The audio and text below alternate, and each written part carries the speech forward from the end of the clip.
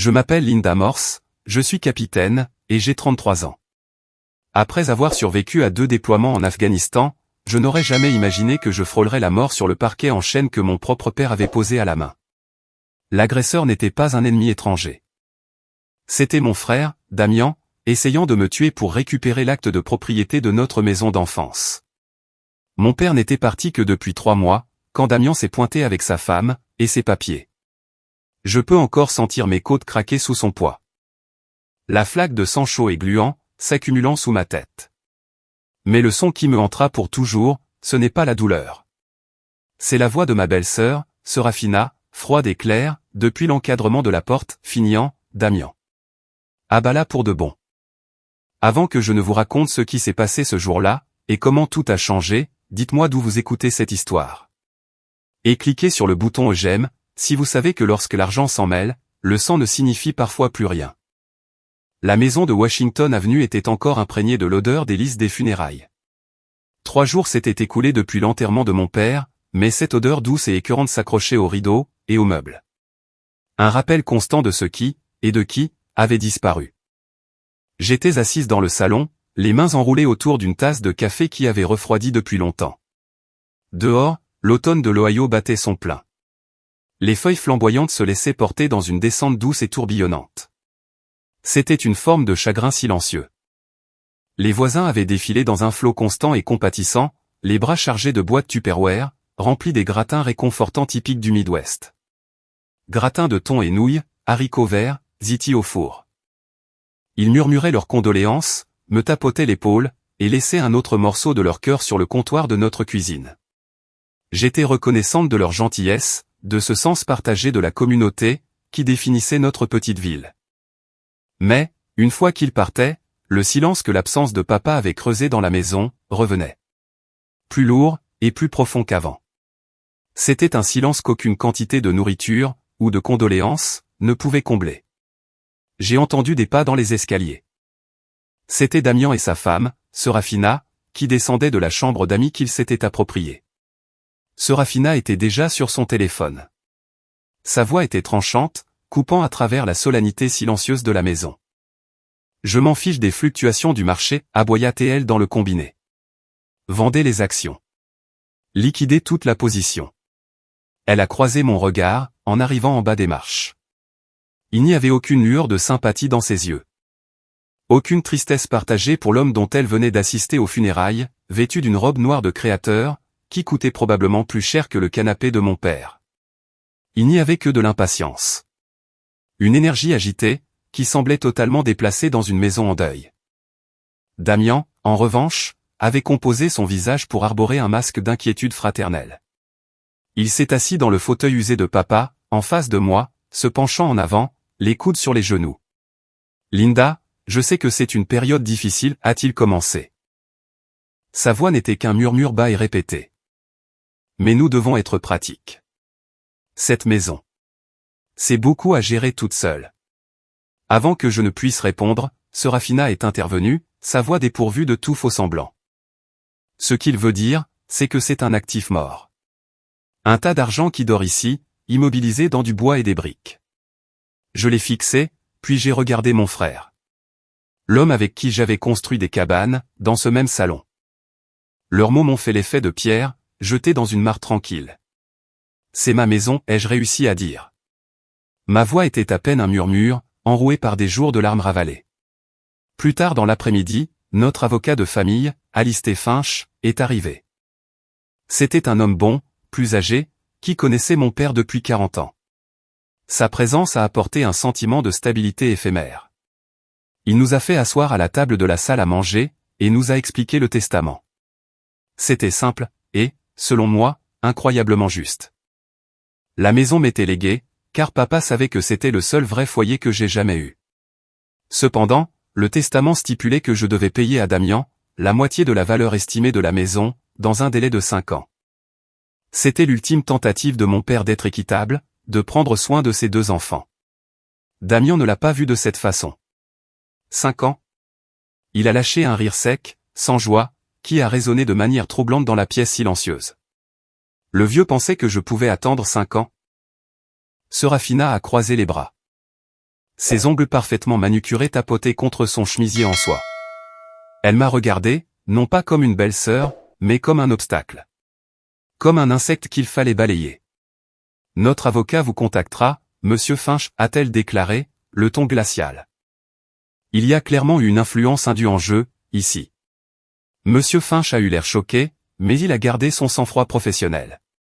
Il a rangé sa mallette, et nous a laissés dans l'atmosphère étouffante qu'ils avaient créée. Dès que la porte d'entrée s'est fermée, la façade d'inquiétude fraternelle s'est évaporée du visage de Damian. Elle a été remplacée par un mépris brut et non dissimulé. Il s'est dressé au-dessus de moi, son ombre s'allongeant sur la table. « Qu'est-ce que tu as fait, Linda ?» a-t-il grondé.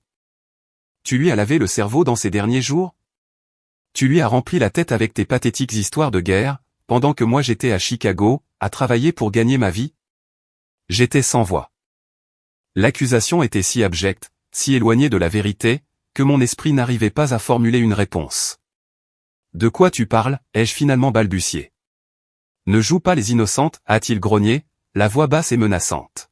« Tu as toujours été sa fille parfaite, dans ton foutu uniforme. La vertueuse capitaine Morse. Mais tu n'es qu'une bidasse, qui vit au crochet des contribuables. C'est moi qui gagne le vrai argent. Qui ai construit quelque chose de ma vie. » Il s'est retourné, et a remonté les escaliers en trombe. Serafina le suivait, comme une vipère loyale. Je suis resté seul dans le silence. L'odeur des lys ressemblait soudain à un linceul. Les mots qu'il m'avait jetés flottaient dans l'air, tranchants et empoisonnés.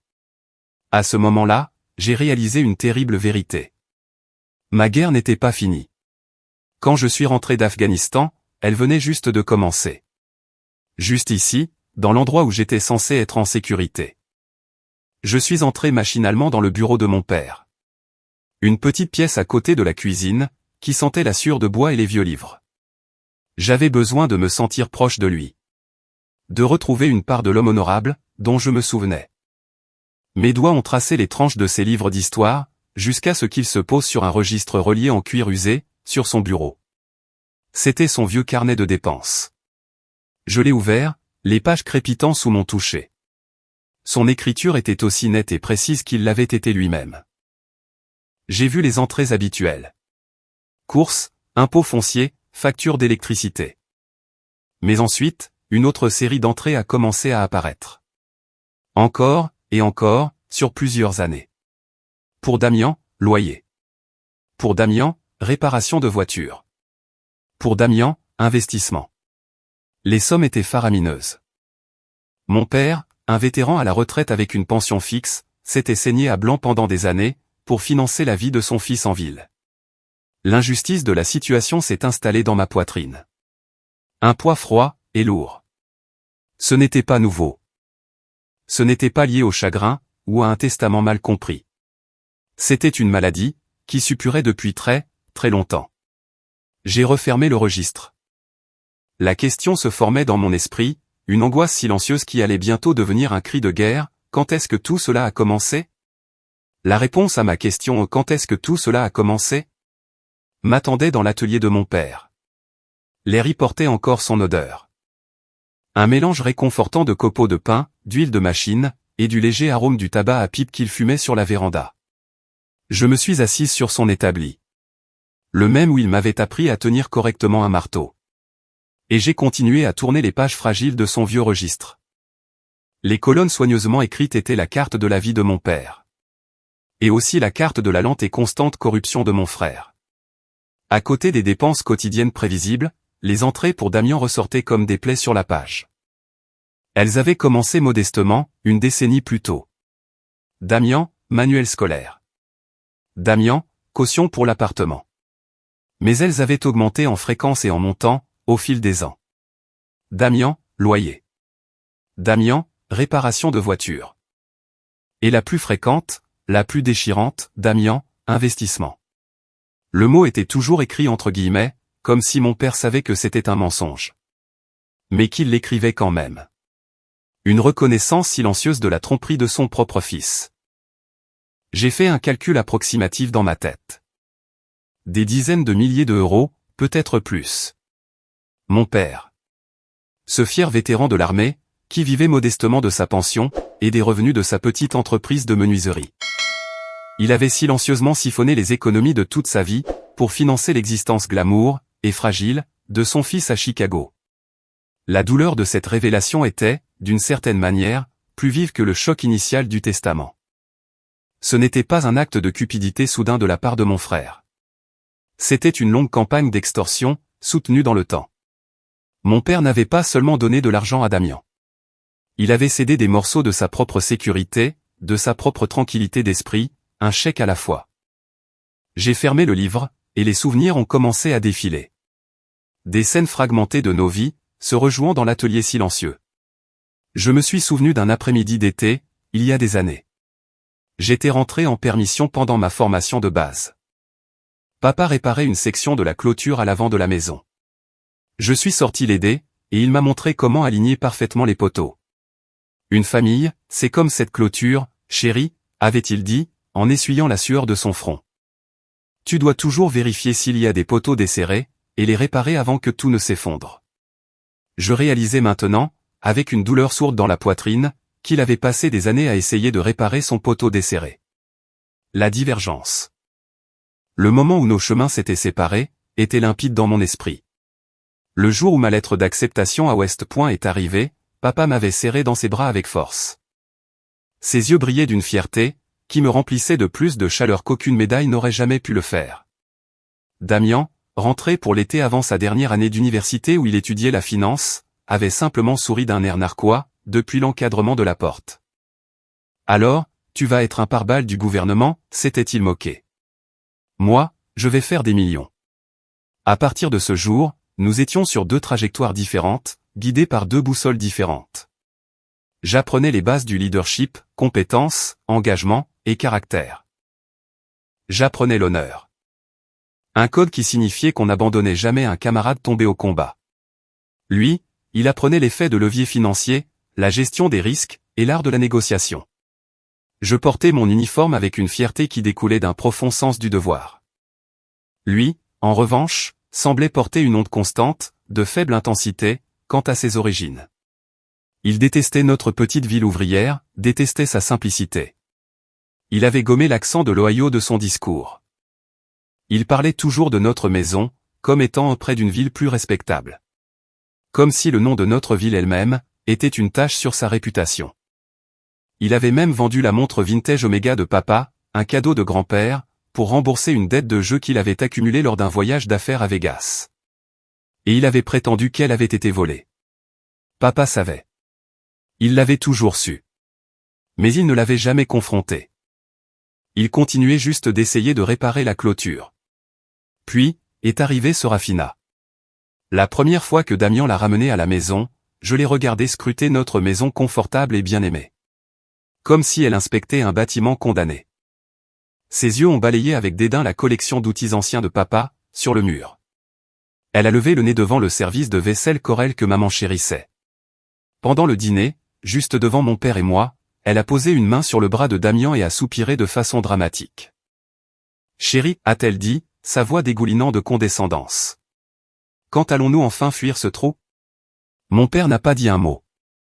Il a juste terminé silencieusement son pain de viande. Mais j'ai vu la lueur dans ses yeux s'éteindre un peu. J'ai vu ses épaules s'affaisser légèrement.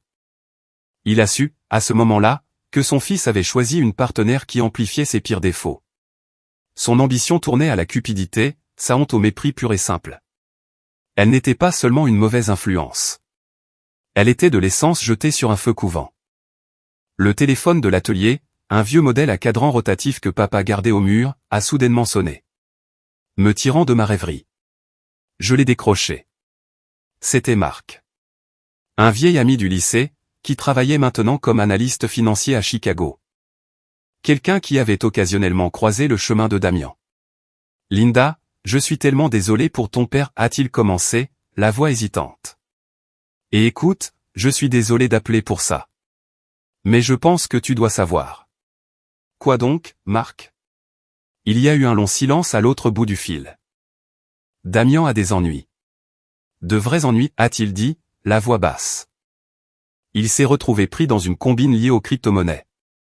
Il s'est endetté jusqu'au cou, et a tout perdu. Et je ne parle pas seulement de son argent, Linda. Il a perdu l'argent de ses clients. Beaucoup d'argent. Il n'est pas seulement fauché. Il est désespéré. Alors que les mots de Marc faisaient leur chemin dans mon esprit, les dernières pièces du puzzle se sont mises en place. La précipitation frénétique pour régler la succession. Le mépris. La cruauté. Le manque total de chagrin. Mon frère n'était pas seulement cupide. Il était un animal acculé. Il avait besoin de l'argent de la maison de notre père. Non pas pour une vie meilleure, mais pour sauver la vie frauduleuse qu'il avait construite. La maison de mon père, la forteresse de mon enfance. Le seul sanctuaire qu'il me restait au monde, n'était pas seulement un actif pour lui. C'était son ultime sacrifice. Et moi, j'étais celle qui se tenait sur son chemin. J'ai un jour assisté à un briefing, sur la base aérienne de Bagram, concernant les opérations psychologiques. L'instructeur y a décrit la stratégie classique de l'ennemi. Isoler la cible. La démoraliser par une pression incessante. Répandre de la désinformation pour monter ses alliés contre elle. Et attaquer ses points les plus vulnérables. Je n'aurais jamais imaginé que mon propre frère déploierait ces mêmes tactiques contre moi. Non pas dans une zone de guerre poussiéreuse, mais dans notre coin tranquille de l'Ohio. La campagne a commencé par des appels téléphoniques. Le premier est arrivé à 3h14 du matin. Mon téléphone a vibré sur la table de nuit, me tirant d'un sommeil léger et agité. C'était Damian.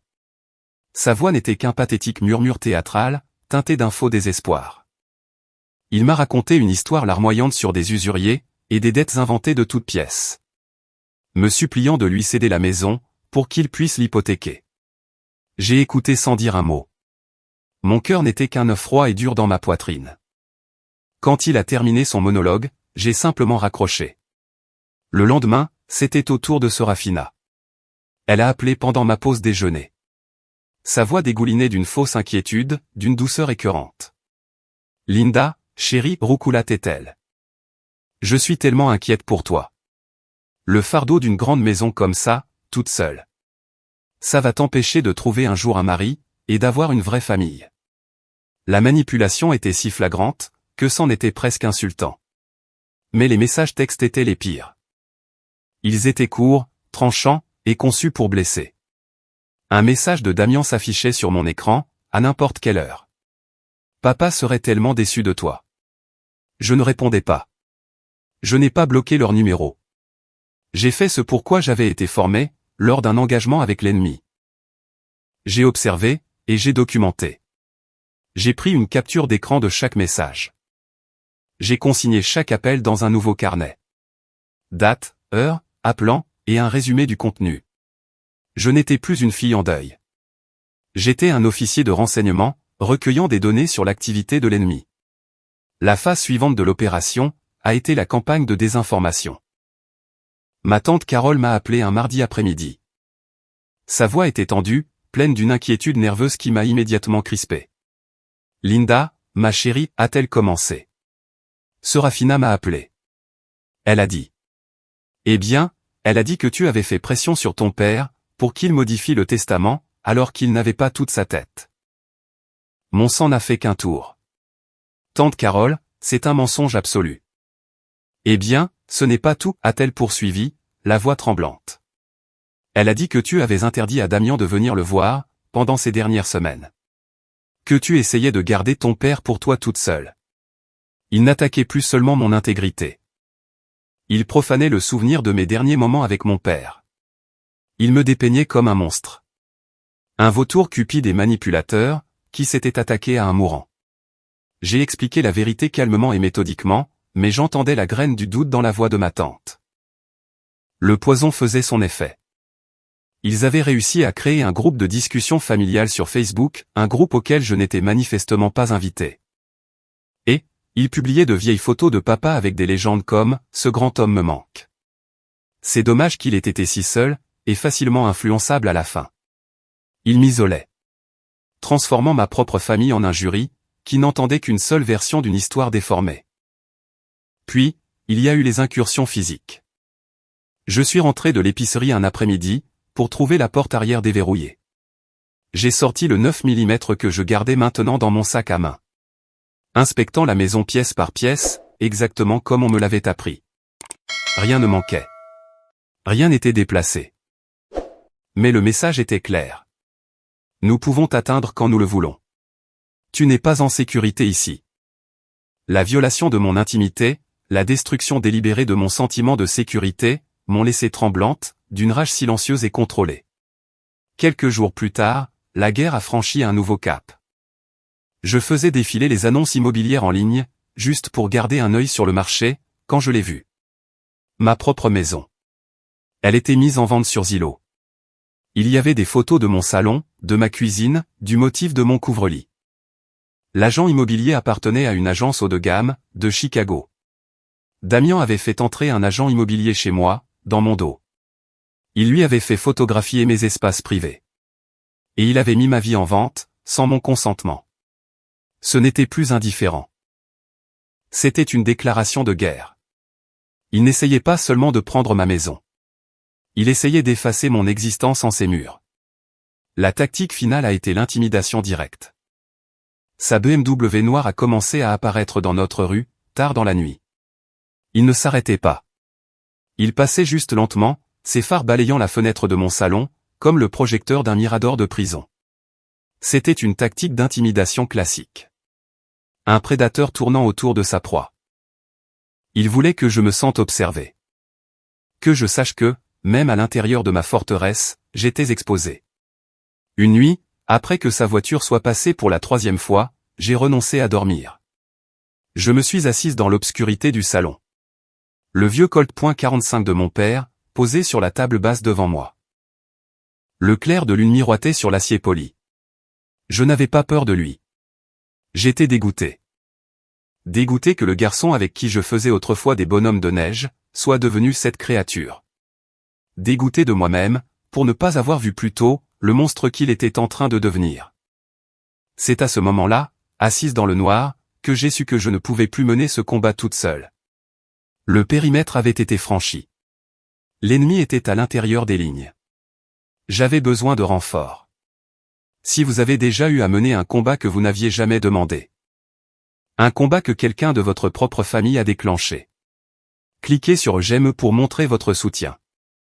Et dans les commentaires, écrivez simplement le mot bonheur, si vous croyez que c'est une chose pour laquelle il vaut la peine de se battre. J'ai pris mon téléphone. Mes doigts ont fait défiler les noms de Damien et Serafina, jusqu'à ce que je trouve celui que je cherchais.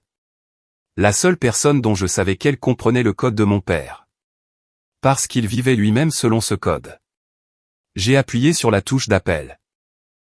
Ça a sonné 2 fois, avant qu'il ne décroche. Ellie, ai-je dit. Ma voix était plus assurée, que ce que je ressentais. C'est Linda. J'ai besoin de ton aide. Le silence, après avoir raccroché le téléphone, était pesant. Empli de l'écho de ma propre demande désespérée. Pendant un instant, je me suis demandé si j'avais eu raison d'appeler. D'entraîner quelqu'un d'autre, dans le désordre toxique qu'était devenu ma famille. Mais, le bruit d'un moteur vrombissant dans la rue, le grondement familier d'un vieux pick-up Ford, a effacé tous mes doutes. 10 minutes. Cela lui avait pris 10 minutes. Le pick-up d'Ellie s'est engagé dans l'allée, ses phares fendant l'obscurité. Il en est descendu. Une silhouette d'une fiabilité inébranlable, contre la nuit. Il n'était pas qu'un simple voisin. Ellie Vance était le meilleur ami de mon père, depuis leur enfance. C'était un chef de police à la retraite. Un homme dont la boussole morale pointait toujours vers le vrai nord, peu importe la tempête qui faisait rage. Il n'était pas venu les mains vides. Dans l'une, il portait une lourde boîte à outils. Dans l'autre, un grand thermos. Je savais qu'il était rempli du café noir et corsé, que mon père et lui avaient l'habitude de boire à toute heure. Très bien, capitaine, a-t-il dit, alors que j'ouvrais la porte. Sa voix était un grondement bas et apaisant. Sécurisons votre périmètre. Pendant les heures qui ont suivi, nous avons travaillé. L'épuisement et la peur, qui avaient été mes compagnons constants, sont passés au second plan. Remplacés par un sens du devoir bien précis. Ellie bougeait avec l'efficacité silencieuse, d'un homme qui avait passé sa vie à ramener l'ordre dans le chaos. Il a vérifié chaque fenêtre, resserrant les loquets. Ajoutant de nouveaux verrous aux anciens cadres. Il a remplacé la serrure fragile de la porte arrière, par un peine dormant robuste, qui s'est enclenché avec un clic lourd et définitif. Pendant qu'il travaillait, il m'expliquait ce qu'il faisait, me montrant les vulnérabilités de la maison. Ton père était un bon soldat, Linda, a-t-il dit. Sa voix était empreinte d'une profonde tristesse, alors qu'il inspectait les buissons envahissants, près de la fenêtre du salon. Mais il a construit cette maison pour une famille. Il ne pensait pas aux angles morts, ou aux champs de tir. Il ne s'attendait pas à ce que l'ennemi vienne de l'intérieur. Cette simple phrase a parfaitement résumé le crève-cœur de toute cette situation. Cette forteresse construite avec amour, n'avait jamais été conçue pour résister à un siège, mené depuis ses propres rangs.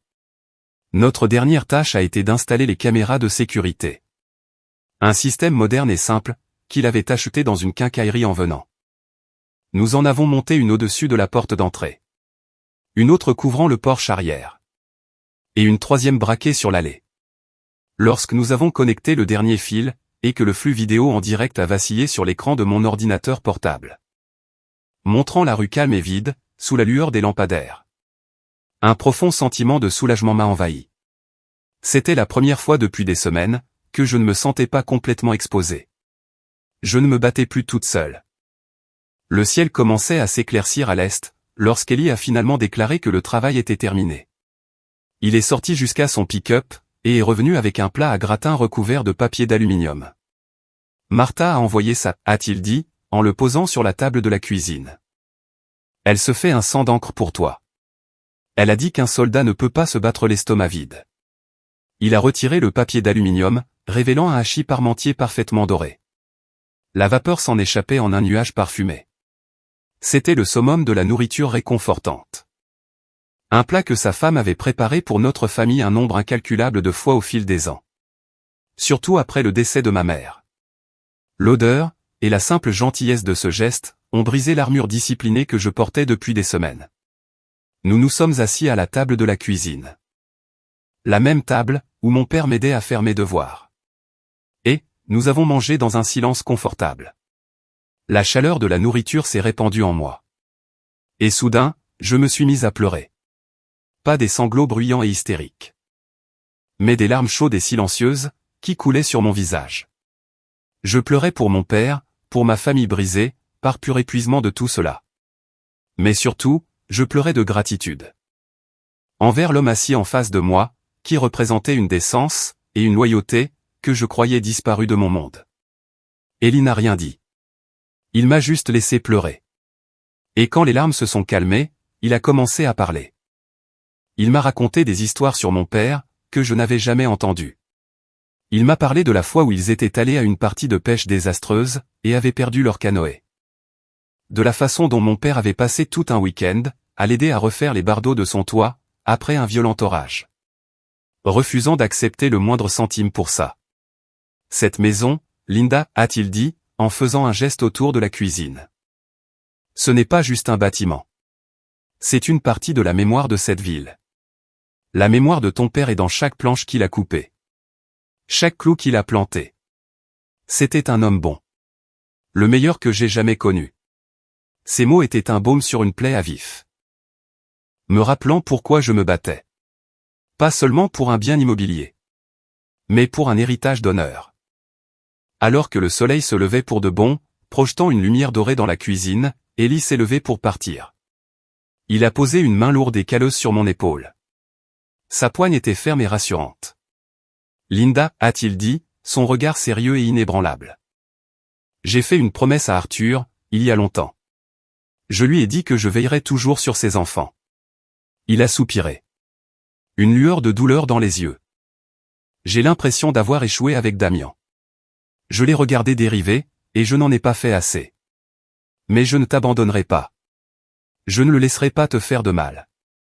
Il a regardé vers l'ordinateur portable, où le flux de la caméra montrait le monde extérieur, en train de s'éveiller. Laisse-le faire, Linda. Laisse simplement les caméras tout enregistrer. La vérité est ta meilleure arme.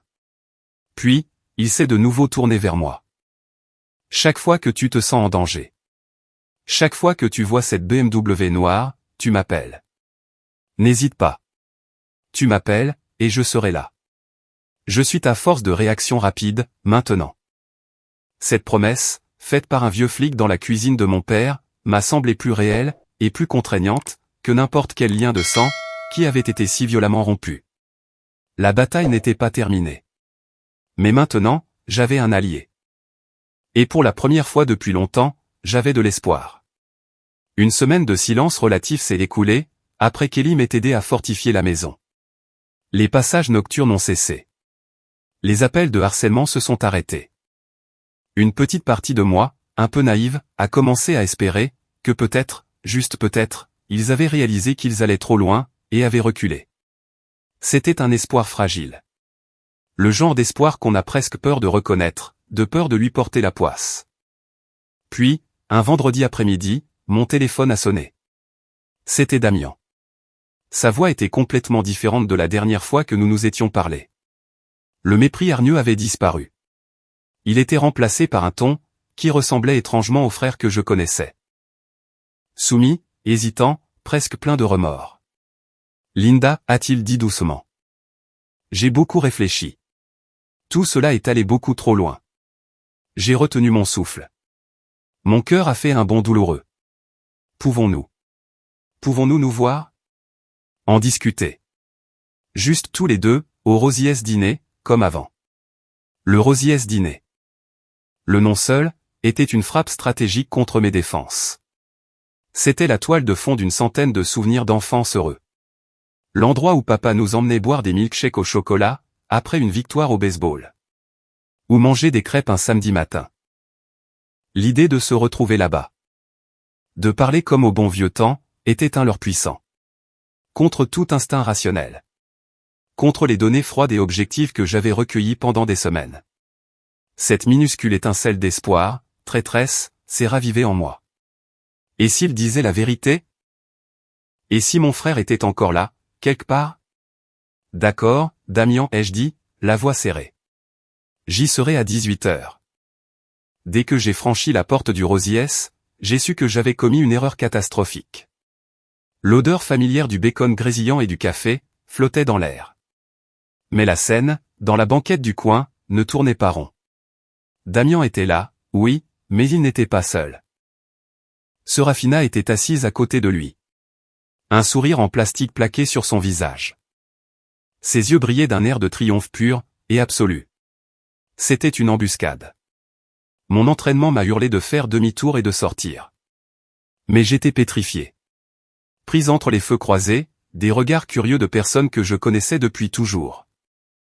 Monsieur Henderson, mon ancien professeur d'histoire, était dans la banquette voisine. Rosie elle-même observait depuis le comptoir, un froncement de sourcils inquiet sur le visage. Partir maintenant, serait faire encore plus de scandale.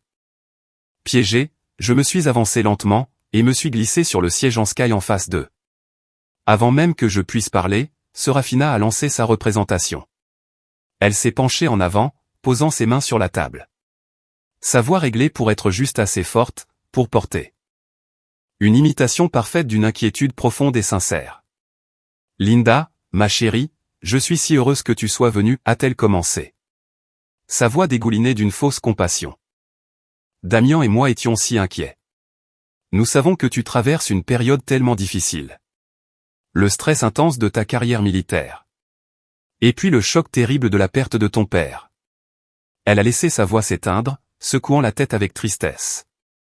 Parfois, le traumatisme peut rendre une personne. Eh bien, ça peut la faire agir de façon égoïste, sans même s'en rendre compte. Je sentais la chaleur monter dans mon cou. Mes joues rougissaient d'un mélange de colère et d'humiliation. Ce n'était pas une conversation. C'était un tribunal public, et c'était moi qui étais en procès. J'avais l'impression que tous les yeux du restaurant étaient braqués sur notre table. J'ai gardé une voix basse et régulière. Serafina, je n'ai aucune idée de ce dont tu parles. Damien a bondi sur l'occasion, saisissant parfaitement sa réplique. Il a élevé un peu la voix, s'assurant que Monsieur Henderson puisse entendre chaque mot. Linda, arrête d'être si têtue. C'est normal d'admettre que tu as besoin d'aide. Tu sais que papa n'avait pas toute sa tête à la fin. Tu as profité de lui. L'accusation, si effrontée et cruelle, est restée suspendue dans l'air entre nous. J'ai ressenti une vague de vertige. Cela ne pouvait pas être en train d'arriver. Pas ici. pas devant tout le monde. Serafina s'est penchée pour porter le coup de grâce. Son sourire avait disparu, remplacé par un regard de froide pitié. Sa voix était comme la lame d'un rasoir. Nous voulons juste ce qui nous revient de droit, Linda. Tu ne peux pas simplement t'accaparer cette maison pour toujours. À te morfondre dans le passé. Tu as besoin de cet argent, pour un traitement approprié. Elle a fait une pause, pour un effet dramatique. Le SSPT est une chose très réelle. Nous avons lu des articles à ce sujet. Et, il est clair que cela te transforme, en quelqu'un que tu n'es pas. Quelqu'un en colère. Quelqu'un d'irrationnel. C'était fini. La goutte d'eau qui faisait déborder le vase. De tout mon temps passé sous les drapeaux, je n'avais jamais ressenti une telle rage. Ils avaient pris ce dont j'étais la plus fière. Mon uniforme. Mon service. Mon sacrifice. Et ils les transformaient en armes à utiliser contre moi. Pour me dépeindre comme instable. Comme brisé. C'était le coup le plus bas, et le plus méprisable, que l'on puisse imaginer. Le code de conduite de mon métier de soldat a traversé mon esprit. Je ne me rendrai jamais de mon plein gré. Je ne me rendrai pas face à cela. Lentement, délibérément, j'ai posé mes mains à plat sur la table, et je me suis levé. Mes mouvements étaient calmes, contrôlés. Je les ai regardés de haut. Leurs deux visages de prédateurs dans l'expectative. Le bruit du restaurant a semblé s'estomper, en un grondement sourd. Vous êtes tous les deux méprisables, ai-je dit. Ma voix n'était pas forte. Mais elle était claire et froide comme la glace. Elle a tranché le doux murmure du restaurant. J'ai tourné mes yeux vers Damian. Vers cet étranger, qui portait le visage de mon frère. Tu n'es plus mon frère, ai-je dit. Les mots ont eu l'effet de pierre, mais c'était la vérité. Puis, je leur ai tourné le dos. Je suis sorti de ce restaurant, la tête haute. Sans me retourner. Je pouvais sentir leur regard, et les regards de tous les autres, brûler entre mes omoplates. Je n'ai pas trébuché. Je n'ai pas couru. J'ai juste marché. Je n'ai pas pleuré. La fureur en moi, avait incinéré la moindre petite larme. Au moment où j'ai atteint l'air frais du parking. Au moment où je suis monté dans mon pick-up, et ai fermé la porte. J'ai su, que tout espoir de paix, tout souvenir persistant de la famille que nous étions autrefois, était mort et enterré. De retour à la maison, j'ai marché droit vers la cheminée. Et, je me suis tenu devant la photo encadrée de mon père. Prise le jour où il a pris sa retraite de l'armée. Il se tenait droit et fier, dans son uniforme de cérémonie.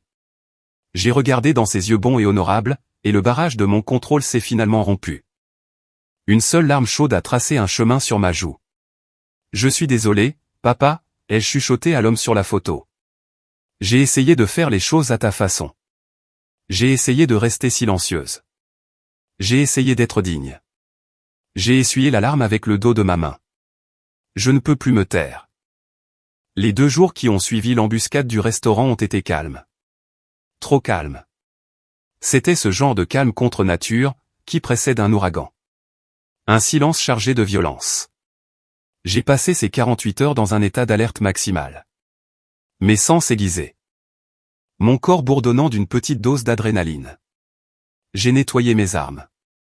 J'ai passé en revue les images des caméras. J'ai dormi par petites séquences agitées, toujours en gardant une oreille attentive. Je savais qu'ils arrivaient. Mon serment devant la photo de mon père avait changé l'équation. Le temps d'encaisser leurs attaques était révolu. Maintenant, je répondrai à la force par la force. Ils sont arrivés le samedi matin. Le soleil brillait. Le ciel était d'un bleu d'automne éclatant. Les oiseaux chantaient. Le monde extérieur était trompeusement paisible. Mais, quand la BMW noire de Damian s'est engagée dans mon allée, mon cœur n'a pas bondi de peur. Il s'est stabilisé dans un rythme froid et dur. C'était le moment. Mon téléphone était déjà dans ma main. J'ai envoyé un seul mot préétabli à Ellie, ici.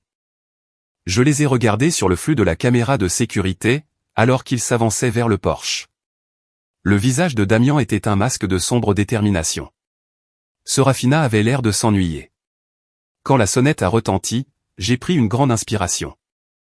J'ai rentré mon pistolet à l'arrière de mon pantalon, caché par ma veste.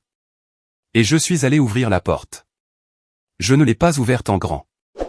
Je suis resté sur le seuil, mon corps bloquant l'entrée. Une barrière humaine. J'ai été clair, ai-je dit. La voix plate, et dépourvue de toute émotion. Vous n'êtes pas les bienvenus ici. L'espace d'une fraction de seconde, Damian a semblé décontenancé, par ma froide défiance. Puis la rage est revenue. Avec un rugissement guttural, il a projeté son épaule contre la porte. Il l'a forcé à s'ouvrir, m'envoyant tituber en arrière, dans l'entrée. Serafina et lui ont fait irruption, apportant la puanteur de leur malveillance, dans ma maison. On en finit aujourd'hui, a grondé Damian. Il agitait une liasse de papier à la main. Une sorte de document légal, que son requin d'avocat avait probablement rédigé. Tu vas signer les papiers, pour contracter une hypothèque sur cette maison. Et tu vas nous donner l'argent. Ou, je jure devant Dieu, que je brûlerai cet endroit, avec toi à l'intérieur. J'ai regardé son visage déformé. Le désespoir qui tourbillonnait dans ses yeux. La dernière once du frère que je connaissais, avait disparu. Consumé par le monstre qu'il était devenu. Jamais, ai-je dit. Le mot était prononcé doucement. Mais il était absolu. C'était l'étincelle qui a mis le feu aux poudres. Toutes ces années de prétendus affronts, d'échecs, de jalousie et de sentiments de légitimité sans fond, ont éclaté, en une seule explosion violente. Il a bondi. Mon entraînement a pris le relais. J'ai fait un pas de côté, levant les bras pour me défendre. Mais j'avais sous-estimé la puissance brute et sauvage de sa rage. Et, une partie de mon cerveau. Une petite partie stupide, et sentimentale, hurlait encore, c'est ton frère. Cette hésitation était tout ce dont il avait besoin. Il m'a plaqué à la taille. Son élan nous a entraînés tous les deux, nous fracassant contre les lattes dures du parquet en chêne, du salon. Ma tête a heurté le sol. Des étoiles ont explosé derrière mes yeux. Avant que je ne puisse m'en remettre, il était sur moi. Ses genoux bloquaient mes épaules. Son poids écrasait l'air de mes poumons. Un poing, le même qui avait l'habitude de me lancer une balle de baseball dans le jardin, a percuté ma mâchoire. Le monde a basculé. Une vague de nausée m'a envahi. Il m'a frappé encore, et encore. J'ai entendu un craquement écœurant. J'ai senti une douleur aiguë et fulgurante, comme un coup de lance, traverser mon flanc. Une côte. Il m'avait cassé une côte. J'ai riposté. Mes mains griffaient son visage. Mes ongles essayaient de s'agripper à lui. Mais c'était un homme possédé. Alimenté par une folie qui lui donnait une force terrifiante. Ma vision a commencé à se brouiller, les bords devenaient noirs. Je pouvais sentir le goût du sang, chaud et cuivré, au fond de ma gorge. À travers le brouillard de la douleur, je l'ai vu se dégager de moi. Pendant une seconde de folie, j'ai cru que c'était fini. Mais il cherchait juste une arme. Il a attrapé la lourde statuette en bronze, sur le manteau de la cheminée. C'était une réplique de la tombe du soldat inconnu d'Arlington. Une pièce que mon père chérissait. Un symbole du sacrifice ultime, et de l'honneur. Damian la tenait à deux mains. Il l'a levée au-dessus de sa tête, la poitrine haletante. Il allait me tuer. Il allait me défoncer le crâne, avec un monument dédié aux idéaux les plus sacrés de notre père. Ma vision déclinante a filé vers la porte. Serafina se tenait là, les bras croisés, observant la scène. Son expression n'était pas celle de l'horreur, ou du choc. C'était celle d'un détachement complet et placide. Comme si elle observait une scène moyennement intéressante, dans un film. Elle attendait. Et puis elle a parlé. Sa voix, nette et claire, a coupé à travers le brouillard rouge de ma douleur. Ces mots resteraient gravés dans mon cerveau, pour l'éternité. Finian, Damian, a-t-elle dit. Son ton était tout à fait désinvolte. Abat-la pour de bon. C'était une condamnation à mort. La statuette en bronze a commencé son arc descendant. Dans cette fraction de seconde, je n'ai pas ressenti de peur. Mon esprit s'est apaisé. Mon serment de soldat a résonné dans le silence. Je placerai toujours la mission en premier. Ma mission était de survivre. Juste au moment où le métal commençait à descendre, la porte arrière s'est ouverte à la volée, dans un fracas assourdissant. Ellie. Il bougeait avec une vitesse qui défiait son âge. Son revolver de service de la police, tenu fermement à deux mains, pointé directement sur la poitrine de Damian. « Lâche ça.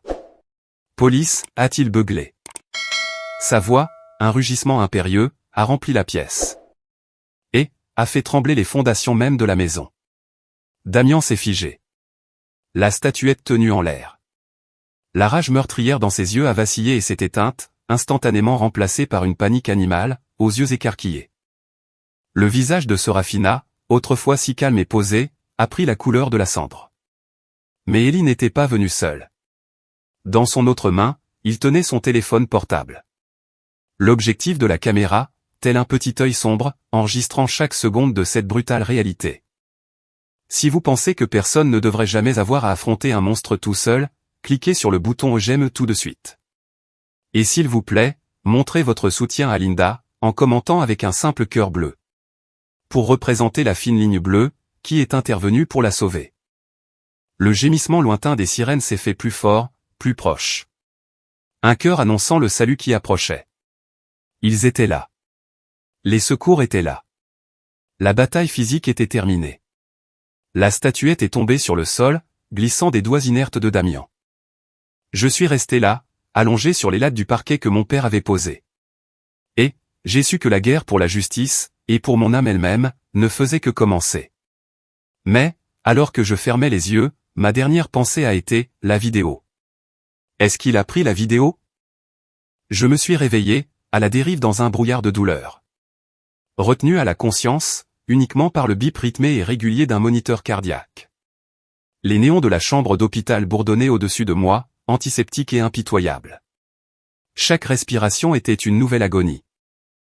Un rappel aigu de mes 3 côtes fracturées. Plus tard, un médecin listerait mes blessures, d'une voix calme et détachée, une grave commotion cérébrale. Des ecchymoses profondes, sur le visage et le torse. Et une micro-fracture de la pommette gauche. Mais, la douleur physique n'était qu'un signal lointain, comparé au vide immense et creux, qui s'était installé dans ma poitrine. À la place, où se trouvait autrefois un frère. Ellie était assis sur la chaise de visiteur en vinyle, près de mon lit. Son visage était une carte routière de l'inquiétude. On aurait dit qu'il n'avait pas dormi. Lorsqu'il a vu mes yeux s'ouvrir, une vague de soulagement a inondé ses traits. Et, capitaine, a-t-il dit, la voix éraillée. Bon retour parmi nous.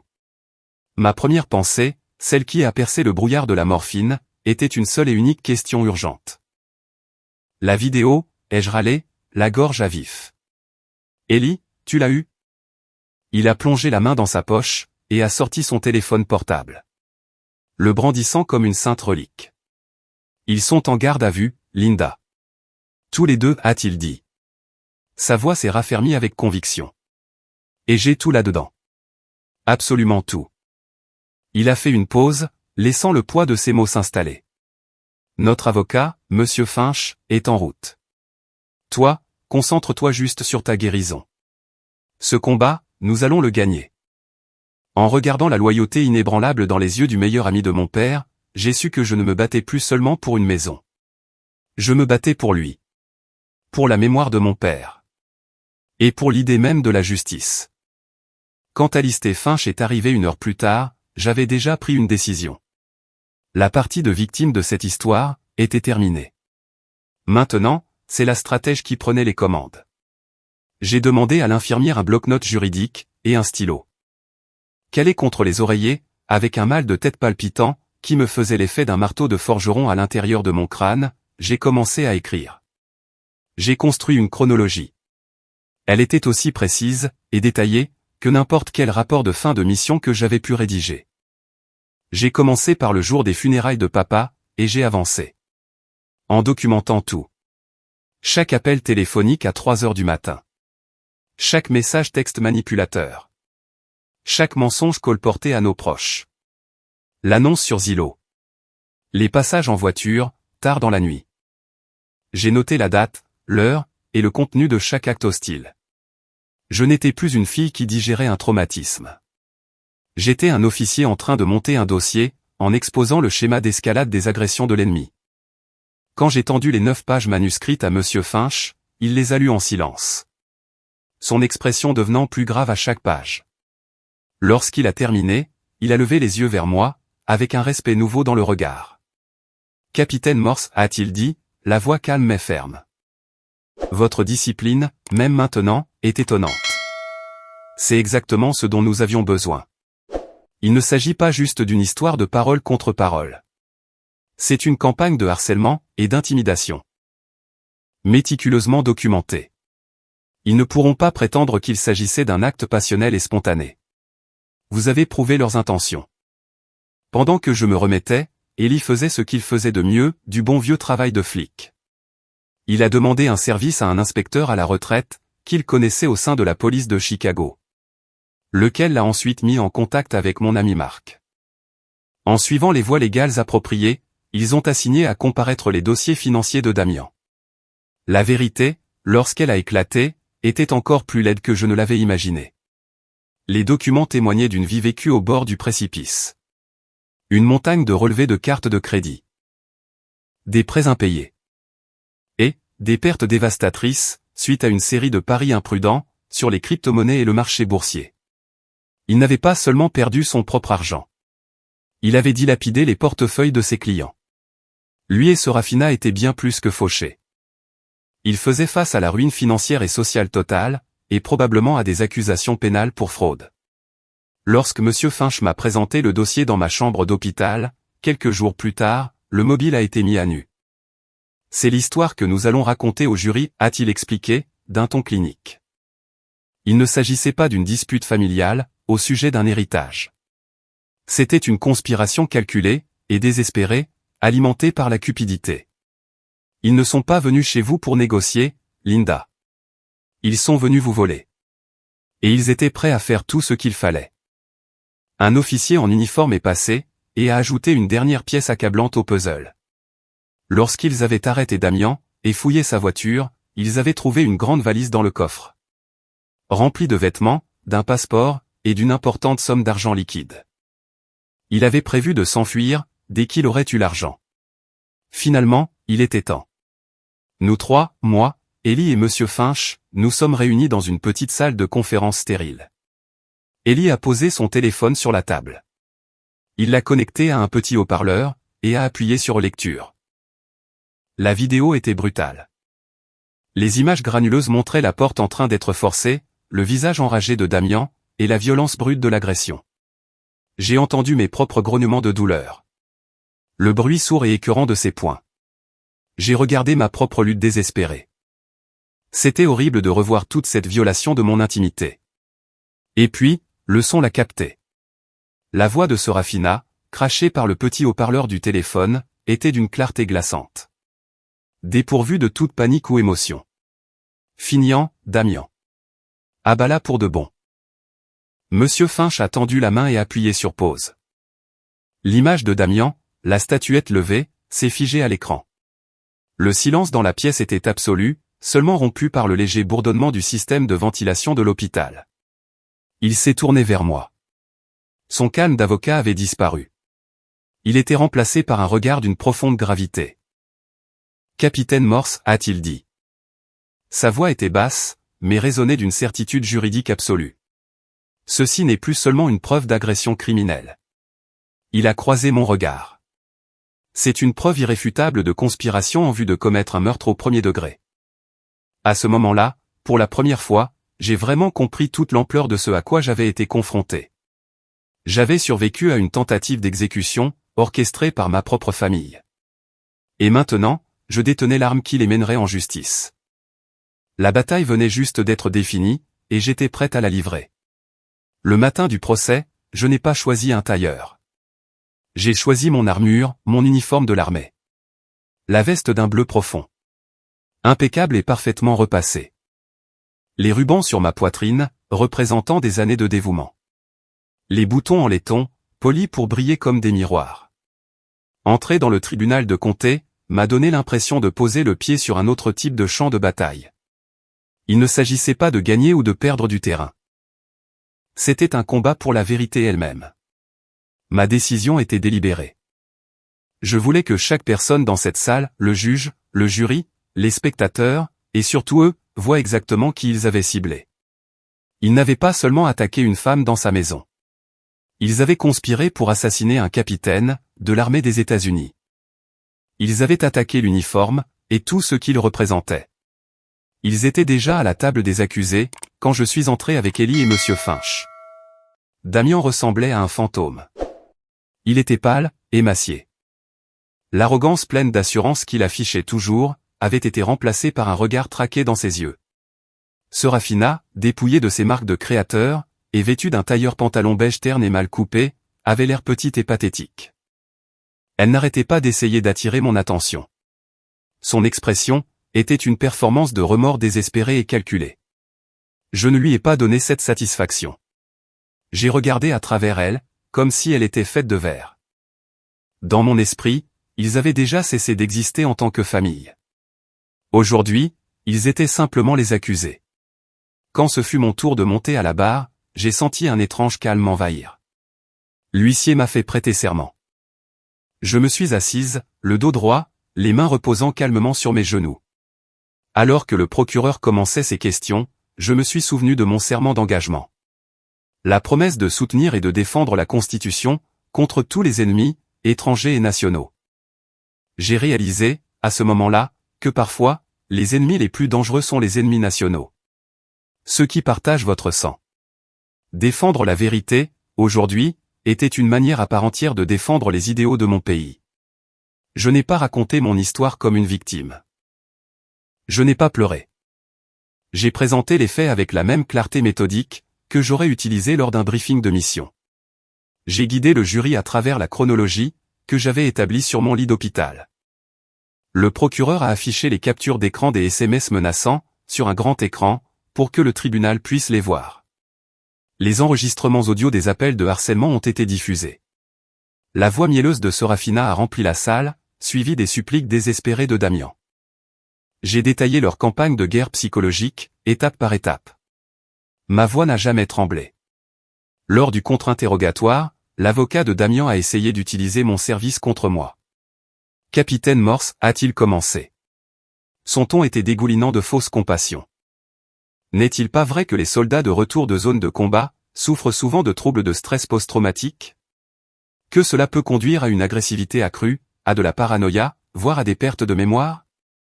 Il essayait de me dépeindre comme une vétérane instable et violente. Comme l'agresseur dans ma propre maison. Je ne l'ai pas regardé. J'ai tourné mon corps légèrement, et j'ai regardé directement les 12 hommes et femmes dans le box du jury. Mon service dans l'armée des États-Unis m'a appris à affronter le danger, avec courage et discipline, ai-je dit, d'une voix stable et claire. Il ne m'a pas appris à le créer. J'ai vu la laideur de la guerre, monsieur. Et la seule cicatrice que j'ai ramenée de cette guerre ne venait pas d'Afghanistan. J'ai fait une pause, puis j'ai posé une main à plat sur mon cœur. C'est juste ici. On aurait pu entendre une mouche voler. Mais le véritable tournant, le moment où toute l'affaire s'est solidifiée, en une certitude froide et dure, s'est produit lorsque le procureur a diffusé la vidéo d'Ellie. Les lumières de la salle d'audience se sont légèrement tamisées. Et le grand écran s'est animé. Les images tremblantes et terrifiantes ont rempli la pièce. Le jury a vu le visage de Damien déformé par la rage. Ils l'ont vu me plaquer au sol. Ils ont entendu le bruit sourd et écœurant de ses poings. Mes propres halètements déchirants, pour chercher de l'air. J'ai vu l'une des jurées, une femme d'allure maternelle avec des yeux doux, porter une main à sa bouche, tandis que l'autre serrait son collier de perles.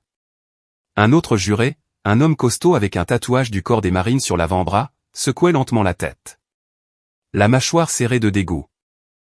Le procureur a laissé la vidéo jouer. La brutalité brute de la scène réduisant au silence chaque recoin de la pièce. Puis est venu le point culminant. L'image de Damien soulevant la statuette en bronze. Et la voix de Serafina, émergeant des haut-parleurs, avec une clarté numérique horrifiante. Finian, Damien. Abat-la pour de bon. Le procureur a appuyé sur pause, figeant l'image sur le visage de Serafina, à cet instant précis. Ce n'était pas le visage d'une épouse paniquée, prise dans une situation qui la dépassait. C'était le visage d'une observatrice calme et détachée. Un prédateur. Il s'est tourné vers le jury. « Mesdames et messieurs, a-t-il dit. » Sa voix était un grondement bas et puissant. La défense voudrait vous faire croire qu'il s'agissait d'une dispute familiale qui a dégénéré. que Madame Morse était dans un état de panique. Il a pointé un doigt vers l'image figée sur l'écran. Je vous demande de regarder ce visage. Est-ce que cela ressemble au visage d'une femme paniquée? Le silence qui a suivi a été sa véritable condamnation.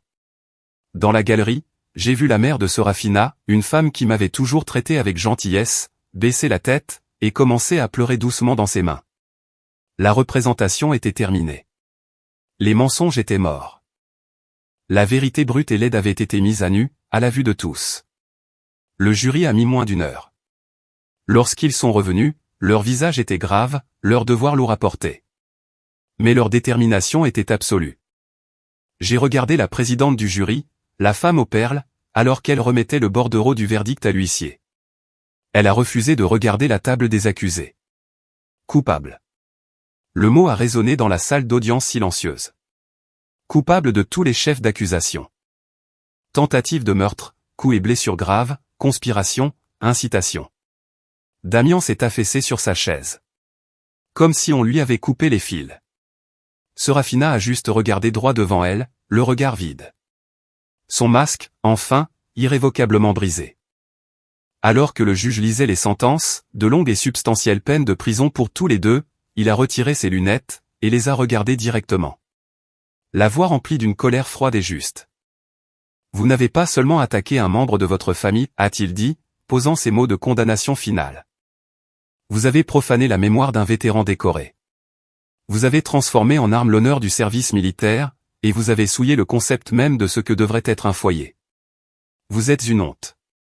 Alors que les huissiers les emmenaient menottés, je n'ai pas ressenti de joie. Je n'ai pas ressenti de triomphe.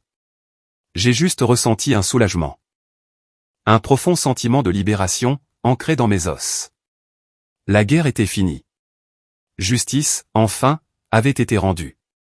En sortant du palais de justice, j'ai été enveloppé dans une étrange bulle de silence.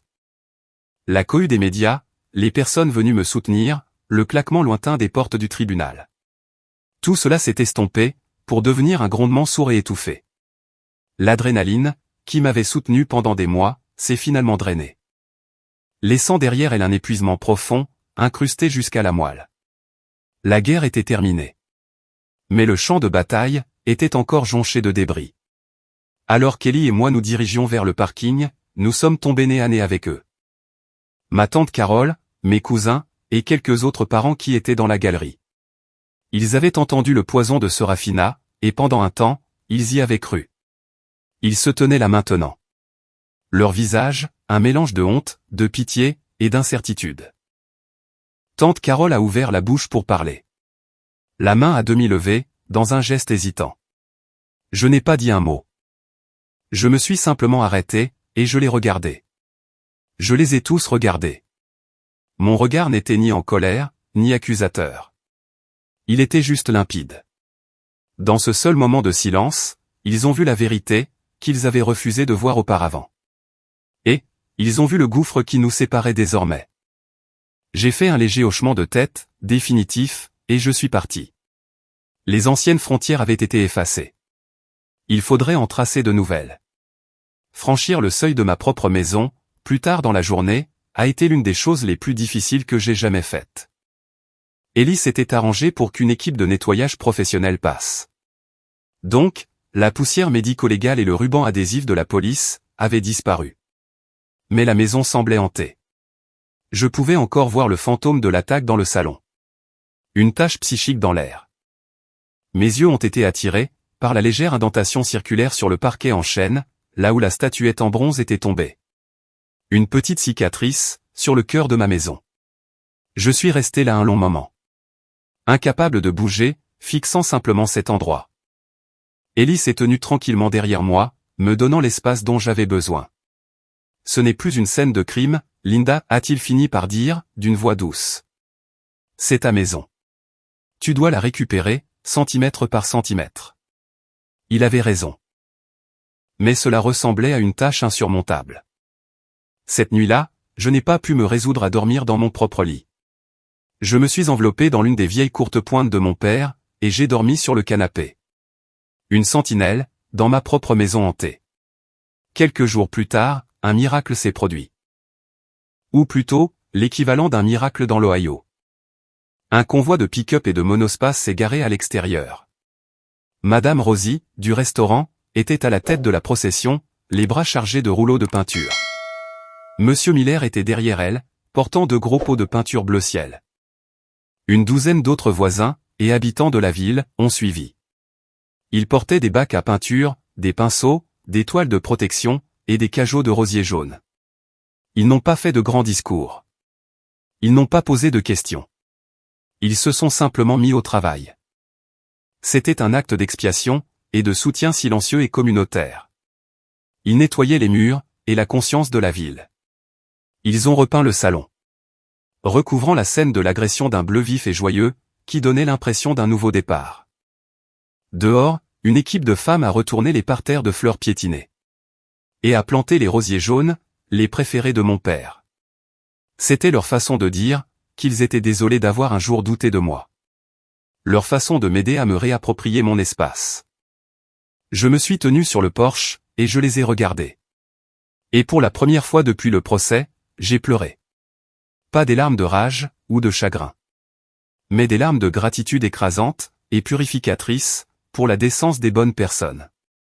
Environ un mois plus tard, une lettre est arrivée. L'adresse de l'expéditeur était celle d'un pénitencier d'État. C'était de Damian. Pendant un long moment, j'ai envisagé de la jeter sans l'ouvrir. Mais, j'avais besoin de savoir. J'avais besoin de fermer la dernière porte. La lettre faisait 10 pages. Une litanie pathétique et décousue d'apitoiement sur soi, et de rejet de la faute. Serafina l'avait manipulé. La pression financière l'avait rendu pas lui-même. Le marché s'était retourné contre lui. Il n'avait jamais voulu que les choses aillent si loin. Il me suppliait de trouver dans mon cœur de lui pardonner. D'écrire une lettre à la commission des libérations conditionnelles. De l'aider dans sa procédure d'appel. Pas une seule fois, il n'a assumé une responsabilité entière, et sans équivoque. J'ai lu jusqu'au dernier mot, le cœur de plus en plus froid. Quand j'ai eu terminé, j'ai marché vers la cheminée. J'ai craqué une allumette, et j'ai approché la flamme du coin de la première page. J'ai regardé le feu consumer ses excuses, ses mensonges. Ses remords faibles et creux. Jusqu'à ce qu'il ne reste plus, qu'un petit tas de cendres grises. Le pardon pourrait être possible un jour. Dans un avenir lointain, où les cicatrices se seraient estompées. Mais le pardon, et la réconciliation, étaient deux choses très différentes. Mon pardon n'inclurait pas la clé de ma vie. Cette limite avait été tracée, avec mon propre sang. La maison était propre, mais mon esprit était encore encombré. Sur les conseils d'un autre vétéran, j'ai appelé le centre des anciens combattants local, et j'ai commencé une thérapie. Ma thérapeute, une femme sage qui avait tout vu, m'a donné un livre de Viktor Frankl. Le survivant de l'Holocauste. J'ai été frappé par l'une de ses citations, « Lorsque nous ne sommes plus en mesure de changer une situation, nous sommes mis au défi de nous changer nous-mêmes. » Je ne pouvais pas changer ce que Damian avait fait. Mais je pouvais changer ce que je ferais des conséquences. J'ai commencé à passer mes journées, dans l'atelier de mon père. Au début, je restais juste assise là, à respirer l'odeur familière de la sciure de bois. Puis, j'ai commencé à nettoyer, à organiser ses outils. À sentir les manches en bois usé, qu'il avait façonnées de ses propres mains. Et puis, lentement, j'ai commencé à créer. J'ai pris un bloc brut de tilleul, et avec l'un des couteaux de sculpture de mon père, j'ai commencé à tailler. Mes mains. Des mains de soldats entraînés au combat. Semblaient maladroites au début. Mais j'ai persisté. J'ai sculpté un petit oiseau simple, puis un renard. Puis une petite boîte complexe, avec un couvercle ajusté. Ce travail manuel et concentré, a fait taire le bruit dans ma tête. Le processus qui consiste à prendre quelque chose de brut, et informe, pour lui donner forme et beauté. C'était une sorte de thérapie, qu'aucune quantité de paroles, ne pouvait m'apporter. L'atelier, un endroit qui n'était qu'un souvenir de mon père, se transformait. Il devenait un espace de création, d'espoir, le mien. Je reconstruisais, non seulement ma maison, mais mon âme. Un copeau de bois à la fois. Un après-midi, en vidant un vieux casier, j'ai trouvé une petite boîte en cèdre, que je n'avais jamais vue auparavant. Elle n'était pas verrouillée. J'ai soulevé le couvercle. À l'intérieur, nichées sur un lit de velours délavé, se trouvaient les médailles militaires de mon père. Et une petite pile de lettres. L'une d'elles, écrite sur du vieux papier à en-tête de l'armée, m'était adressée. Je l'ai dépliée avec précaution. Son écriture familière a rencontré mes yeux. La lettre était courte, écrite juste après ma remise de diplôme à West Point. La dernière ligne m'a frappé, avec la force d'un coup physique, mon plus grand héritage n'est pas ce que je laisse derrière moi, Linda.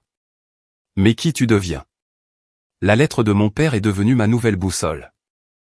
Ces mots, mon plus grand héritage n'est pas ce que je laisse derrière moi, Linda, mais qui tu deviens, tournaient en boucle dans mon esprit, me libérant du passé. Pendant des années, j'avais défini ma vie par rapport à cette maison. D'abord en tant que fille entre ses murs, puis en tant que farouche protectrice. J'avais défendu la forteresse. Je l'avais récupérée. Je l'avais purifiée de ses fantômes. Mais, assise dans la paix ensoleillée de l'atelier de mon père, quelques années après le procès. Entourée par le bois lisse, et fini, de mes propres créations. J'ai enfin compris. La maison était son héritage.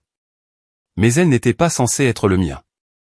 Mon rôle de gardienne était terminé. Pour devenir vraiment la personne qu'il espérait que je serais, je devais me construire un avenir de mes propres mains. Pas seulement habiter le sien. J'ai décidé de vendre la maison. Quand je l'ai dit à Ellie, il est resté silencieux un long moment. Le regard fixé sur les rosiers jaunes, qui fleurissaient maintenant avec exubérance le long de la clôture. J'ai pensé qu'il serait déçu. Qu'il verrait cela, comme l'abandon de la mémoire de mon père. Mais ensuite, un sourire lent et complice s'est dessiné sur son visage. Arthur aurait compris, a-t-il dit. Sa voix, chargée d'émotion.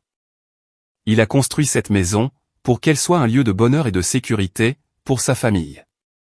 Il aurait voulu que sa fille soit heureuse. Et non prisonnière du passé, aussi belle que soit la prison. Je n'ai pas vendu la maison au plus offrant. Je ne voulais pas qu'elle revienne à un promoteur qui l'aurait démolie. Ni à une famille, qui ne la voyait que comme une collection de chambres et de salles de bain. J'avais besoin de savoir que son esprit continuerait à vivre. J'ai choisi les nouveaux propriétaires avec soin. C'était une jeune famille de militaires. Le sergent Mike Evans, sa femme Sarah, et leurs 2 jeunes enfants, un garçon et une fille. Mike venait de rentrer d'un déploiement difficile au Moyen-Orient.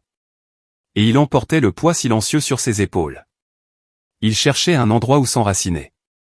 Un havre de paix, dans un monde turbulent. Le jour où ils sont venus visiter la maison, j'ai observé les yeux de Sarah, lorsqu'elle a franchi la porte d'entrée. Je les ai vus s'illuminer d'une chaleur pleine d'espoir. « Oh, Mike » a-t-elle murmuré, sa main trouvant la sienne. Cet endroit. On s'y sent comme dans un vrai foyer. J'ai su alors, que j'avais fait le bon choix. Une semaine plus tard. Alors que je tendais les vieilles clés en laiton au sergent Evans, les mêmes clés que mon père m'avait autrefois données. J'ai ressenti un sentiment de paix, et non de perte. Cette maison a protégé ma famille pendant des générations, leur ai-je dit, d'une voix assurée.